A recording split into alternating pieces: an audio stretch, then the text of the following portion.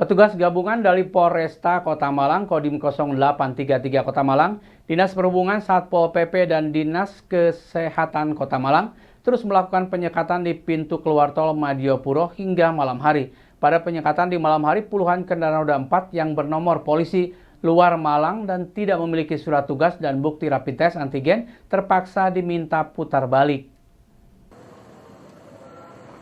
Penyekatan terhadap kendaraan bernomor polisi luar Kota Malang atau di luar Rayon 2 di Jawa Timur, yakni Kota Malang, Kabupaten Malang, Kota Batu, Kota Pasuruan, Kabupaten Pasuruan, Kota Probolinggo, dan Kabupaten Probolinggo sejak tanggal 6 Mei lalu terus dilakukan.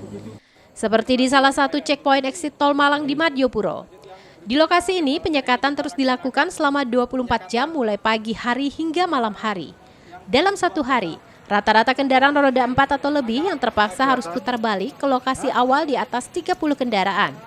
Kendaraan dengan plat nomor luar kota menjadi sasaran petugas, serta bagi pengendara dan penumpang yang tidak dilengkapi surat tugas, bukti rapid test, dan berbagai surat yang dibutuhkan untuk masuk ke Kota Malang. Tidak hanya dicek kelengkapan surat-surat, para pengendara juga dicek suhu tubuh menggunakan termogan. Jika hasilnya di atas 30 derajat Celcius, maka akan dilakukan swab tes rapid antigen yang sudah disediakan oleh tim kesehatan. Sementara itu, kendaraan dengan nomor polisi N yang akan masuk ke Kota Malang juga dilakukan pengecekan untuk langkah antisipasi jika ada warga luar kota yang menumpang atau berdomisili dari luar kota. Untuk penyekatan yang di sekitaran exit tol Madiopuro, jadi kita fokuskan untuk plat-plat nomor dari luar Kota Malang. Seperti plat L, plat S, plat W, seperti itu. Jadi kita fokuskan untuk yang plat-plat dari luar. Jadi itu merupakan syaratnya ya, syarat untuk masuk Kota Malang. Mereka bisa keluar di luar dari plat Malang, plat N, tapi dengan menunjukkan surat-surat seperti surat tugas, surat rapid, seperti itu. Kita laksanakan selama 24 jam. Nanti bergiliran dengan anggota-anggota. Nanti anggota kita bagi 3 atau 2 untuk shift-shiftnya 2 jam sekali atau 3 jam sekali mereka untuk melaksanakan pemeriksaan. Simon Alfredo melaporkan. Mencegah penyebaran COVID-19, Wali Kota Malang Sutiaji menghimbau masyarakat untuk melakukan sholat Idul Fitri di lingkungan sendiri. Hal ini dilakukan agar mencegah terjadinya kerumunan yang menyebabkan terjadinya penyebaran kasus COVID-19. Rapat koordinasi yang dilakukan oleh Wali Kota bersama Porpimda dan sejumlah tokoh agama yang membahas teknis pelaksanaan sholat Idul Fitri, disepakati sholat Idul Fitri tetap dilaksanakan dengan menerapkan protokol kesehatan. Wali Kota Malang mengatakan bahwa saat Idul Fitri, sholat Id tetap dilakukan. Namun Wali Kota Malang Sutiaji menghimbau masyarakat untuk melakukan sholat Id di lingkungan sekitar tanpa harus ke tempat lain.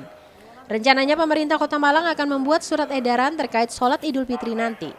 Sutiaji juga menambahkan setiap masjid yang akan melaksanakan sholat Id harus menerapkan protokol kesehatan seperti memakai masker, menjaga jarak, dan jumlah jamaah harus dibatasi 50%. Jamaah sholat Id juga diminta untuk membawa sajadah sendiri dan tidak bersalaman setelah sholat nanti. Hal ini dilakukan agar mengantisipasi terjadinya kerumunan yang mengakibatkan penyebaran virus COVID-19. Sementara saat ini jumlah kasus COVID-19 di Kota Malang cenderung turun. Kota Malang sendiri berada di zona kuning dan hijau dalam kasus penyebaran COVID-19. Jadi saat ini pagi ini Gubernur membuat surat edaran, ya, bahwa ketentuan sholat Id itu kita pakai, ya, akan ada ketentuan yang boleh melaksanakan sholat itu adalah zona kuning sama zona hijau. Ya, yang oranye tidak boleh. Yang dipakai standar adalah zona kuning, zona hijaunya adalah Mendagri. Jadi tidak dari Kementerian Kesehatan. Kalau Kementerian Kesehatan itu kan secara makro, Mas. Jadi titiknya itu di Arjosari gitu, berimbas pada di Bakalan Kerajaan. Tapi kalau Mendagri itu kan mikro ya. Jadi dilokalisir ini yang tidak ada terpapar COVID, maka sesuai dengan ketentuan itu. Maka itu boleh melakukan sholat Id tentu dengan protokol COVID-19. Bagaimana protokol COVID-nya ya? Nah, ini tadi kan kita breakdown pagi tadi kita rapat dengan MUI, dengan Muhammadiyah, dengan NU, ya. Kita lakukan pendalaman dan nanti akan dilakukan surat edaran. Bagaimana protokol pelaksanaannya? Jadi tetap soft yang harus ditata. Dia sudah pakai air wudhu, dari rumah sudah suci. Yang ketiga dia harus pakai alas kaki, alas sajadah ya. Terus alas kakinya dia harus tidak boleh ditempatkan di sini, harus diamankan masing-masing sehingga tidak terjadi kerumunan. Dan yang keempat, ketika pulang juga harus tidak boleh ya ada kerumunan, dengan jalan nanti diatur oleh masing-masing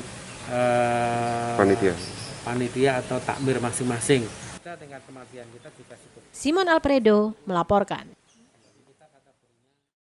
Menurutnya jumlah kendaraan yang masuk Kota Malang berdampak pada lancarnya arus kendaraan di titik pintu masuk Kota Malang maupun pusat perbelanjaan. Arus terlihat didominasi roda 4 pribadi dan sepeda motor, khususnya yang masuk ke Kota Malang.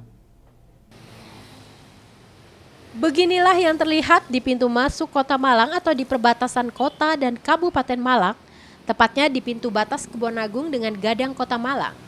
Arus yang melintas pada H-2 Lebaran di pintu masuk perbatasan terlihat cukup ramai dan ada peningkatan dibandingkan beberapa hari sebelumnya yang cenderung lebih sepi. Hal yang sama juga terlihat di pusat perbelanjaan kawasan alun-alun Kota Malang. Arus kendaraan dari beberapa lajur jalan terlihat ramai, begitupun dengan kawasan parkir di pinggir jalan. Menurut salah seorang juru parkir di kawasan alun-alun Kota Malang menjelaskan, arus kendaraan lebih ramai dibandingkan tahun lalu, walaupun sama-sama dalam kondisi terdampak penyebaran COVID-19. Di kawasan titik keramaian perempatan Belimbing, arus kendaraan masih terlihat lancar dan pengguna jalan patuh pada aturan sehingga tidak terjadi penumpukan baik kendaraan yang akan masuk maupun meninggalkan Kota Malang. Terlebih karena adanya pemberlakuan larangan mudik Lebaran. Kalau di alun-alun jalan-jalan aja, cuma kalau sore pas kalau sholat tarawih agak padat lah sedikit. Tapi perkiraan 2 jam, 3 jam itu udah lancar Lancar lagi. Dibanding dengan yang tahun lalu gimana? Kalau yang dibanding tahun lalu ya termasuk lancar agak padat sekarang. Kalau kemarin yang lalu itu kan PSBB kan ada kendaraan sama sekali. Berarti untuk aktivitas di tempat pusat perbelanjaan seperti apa kemarin? Kalau yang tahun kemarin pusat perbelanjaan itu kosong, nggak ada yang buka kan. Ya. Kalau yang sekarang penuh semua, pengunjung penuh full. Full ya. Parkiran juga banyak ya. Kalau parkiran kalau daerah alun-alun ya lumayan, kalau daerah pertokoan mall gitu padat. Iwan Hikmawan melaporkan. Terima kasih Anda masih bersama kami Info 7 Malang Raya. 3 hari menjelang Lebaran, peningkatan jumlah pengunjung terjadi di Pasar Karangploso, Kabupaten Malang. Pasar ramai mulai pagi sampai siang hari dan area pasar dipadati parkir kendaraan roda 2 maupun roda 4. Peningkatan pengunjung pasar pada H-3 Lebaran terlihat cukup signifikan dibandingkan beberapa hari sebelumnya yang sempat sepi pengunjung. Peningkatan jumlah ini mulai terlihat pada H-4 kemarin sampai sekarang dan diperkirakan akan mencapai puncak pada H-1 Lebaran seperti pada tahun-tahun sebelumnya. Di dalam Pasar Karangploso, kepadatan pengunjung terjadi sejak pagi sampai dengan menjelang siang. Baik stan sayuran, stan ikan, dan stan pakaian yang terlihat semakin ramai. Menurut salah satu juru parkir di bagian depan Pasar Karangploso, peningkatan jumlah pengunjung terbilang lambat karena biasanya pada 1 minggu jelang Lebaran, peningkatan biasanya sudah terjadi.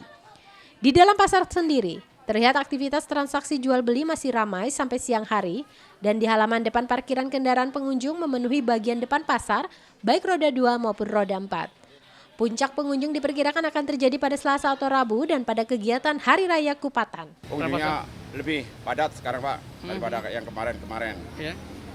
Peningkatannya 20%. 20% Pak ya? Iya. Untuk jajar sini sehari berapa kira-kira yang masuk? Kira-kira 500 sepeda. 500 sepeda ya? Itu pas H berapa? Mulai H berapa ramainya? Mulai H-1. H-3. H-3 mulai ramai ya? Kira-kira untuk besok? Besok insya Allah meningkat lagi Pak. Dari mulai jam berapa biasanya ramainya? Jam 7 Sampai jam 3.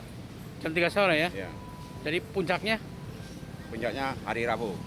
Hari Rabu ya? Tapi untuk setelah itu gimana? Untuk hari Sepi. Sepi ya? Iya. Sampai kapan dia ramai lagi biasanya? Itu hari 4. Hari yang ketupat pasti ramai lagi ya? Iwan Hikmawan melaporkan. Menjelang Hari Raya Idul Fitri 1442 Hijriah, permintaan gabah dan beras lokal meningkat khususnya di tingkat petani bahkan usaha penggilingan gabah. Peningkatan tersebut dikarenakan saat ini umat muslim telah menunaikan kewajiban untuk berzakat fitrah. Jelang Hari Raya Idul Fitri 1442 Hijriah, permintaan gabah dan beras lokal meningkat khususnya di tingkat petani bahkan usaha penggilingan gabah. Peningkatan tersebut dikarenakan saat ini umat muslim telah menunaikan kewajiban untuk berzakat fitrah setelah melaksanakan puasa Ramadan sebulan penuh. Seperti yang terlihat di penggilingan gabah wilayah Tulungrejo Kota Batu ini salah satunya, di mana mendekati hari raya, permintaan beras khususnya paket zakat cukup meningkat 200-30% dari hari biasanya. Pada bulan di luar Ramadan, penggilingan gabah ini hanya memenuhi beras di Pasar Besar Kota Batu. Namun jelang hari raya, permintaan beras juga banyak dari masyarakat, khususnya pengurus masjid maupun musola yang ada di Kota Batu. Bahkan lembaga atau organisasi, dengan dikemas lebih dominan paket zakat 3 kg. Pengelola usaha penggilingan beras mengaku di tempatnya saat ini banyak memenuhi pesanan paket beras zakat dengan berat 3 kg. Sementara ada 3 pilihan yang bisa dipesan. Jenis medium, premium, serta super yang tentunya harganya selisih dibanding di pasaran, mengingat langsung dari tempat penggilingan. Permintaan beras sekarang ya lumayan Mas untuk pemesanan zakat naik, tapi untuk pemesanan yang lokalan masih seperti biasa. Kenaikan seperti berapa persen? Ya Antara berapa? lumayan, kenaikannya itu lumayan naik sekali daripada yang kemarin. Ini paketan zakat ya? Iya. Zakat fitrah itu ya? Iya. Berapa kiloan Mbak kalau di sini bisa? 3 kilo, ada 3 macam. 3 macam. Iya. Jenis apa 3 macam itu? Ada beras yang premium, medium, juga yang tengah-tengah. Untuk kualitasnya sendiri kalau di tempat penggilingan sini seperti apa? Layak nggak untuk buat zakat? Ya sangat layak Mas, kita menyiapkan yang bagus. Bagus ya. Dengan harga? Dengan harga 29, 28, 32. Oh, per paketnya 3 kilo Iya. itu. Baru ini Mas, baru 1 mingguan ini. 1 mingguan ini ya. Mereka tergolong dari mana yang meminta? Dari Kota Batu situ saja, dari Masjid Anur, terus Masjid Keliran, juga dari warga Majuan. Oh, dari masjid-masjid itu ya? Yanta Yancong melaporkan. Terima kasih Anda masih bersama kami Info 7 Malang Raya. Wali Kota Batu Dewanti Rumpoko meresmikan penggunaan 15 unit hunian sementara yang dibangun pemerintah Kota Batu di Dusun Brau, Desa Gunung Sari, Kecamatan Bumi Aji, Kota Batu. Hunian sementara ini diperuntukkan bagi 15 kakak dari RT 02, RW 010 Dusun Brau yang terdampak tanah longsor pada Februari lalu. Setelah terpaksa tinggal di pengungsian, tepatnya di dalam tenda darurat bencana selama kurang lebih 2 bulan, akhirnya 51 warga RT 2 RW 10 Dusun Brau yang terdampak tanah longsor pada Februari lalu bisa sedikit tersenyum. Pasalnya pemerintah Kota Batu memberikan hunian yang lebih layak bagi mereka.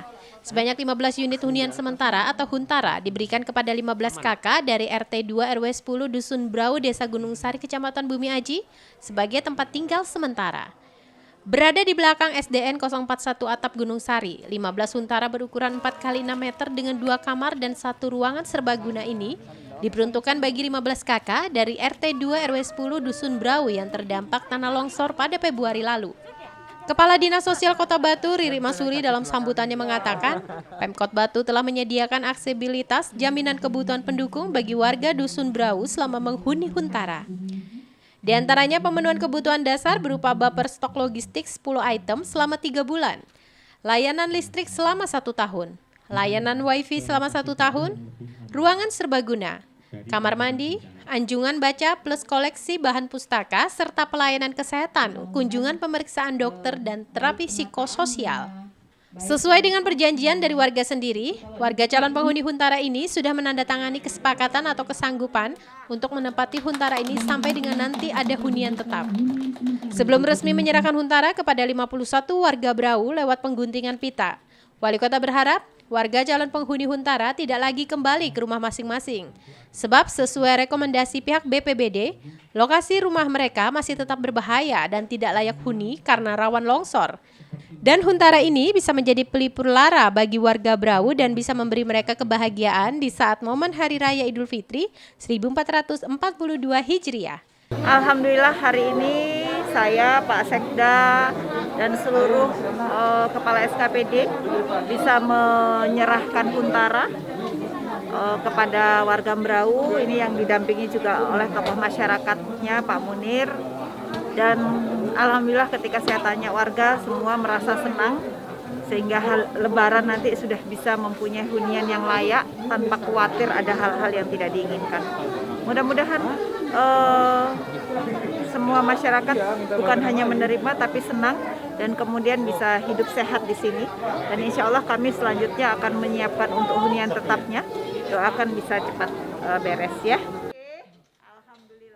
Yanto Yancong melaporkan.